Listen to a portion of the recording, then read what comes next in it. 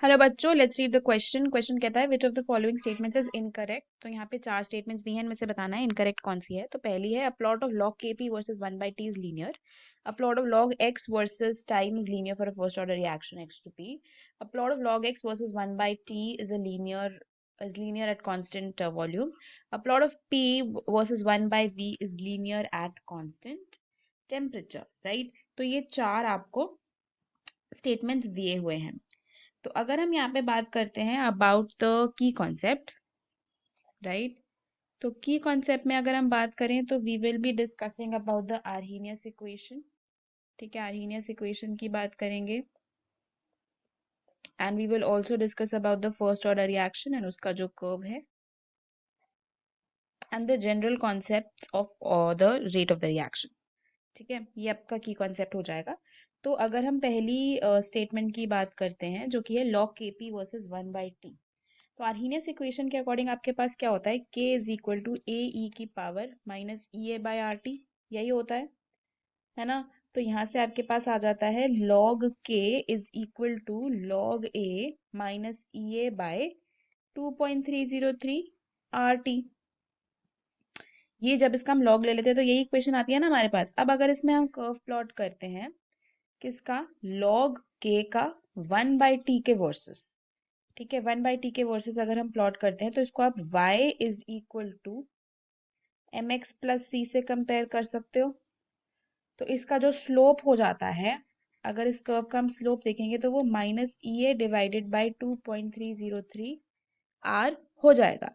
ठीक है, और अगर कर्व देखोगे तो क्योंकि स्लोप नेगेटिव है तो ये कर्व कुछ इस तरीके से आएगा, स्ट्रेट लाइन ग्राफ नीचे की तरफ, और ये आपका log a है, ये वाला point which is the intercept. ठीक है, ये इंटरसेप्ट आपका log a हो जाएगा।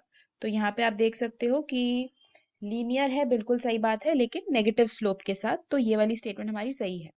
अगला है log x वर्सेस p का जो कर्व है first order reaction x to p के लिए वो लीनियर होगा, राइट। अब आपके पास एक फर्स्ट ऑर्डर रिएक्शन है x से p, जहाँ पे x आपका रिएक्टेंट है।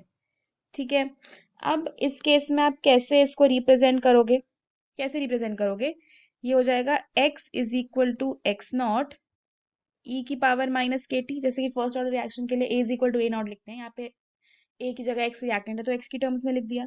तो जब इस केस में हम लेंगे log तो हमारे पास आ जाएगा log x is equal to log x naught minus K T divided by 2.303। ठीक है, ये आ जाएगा।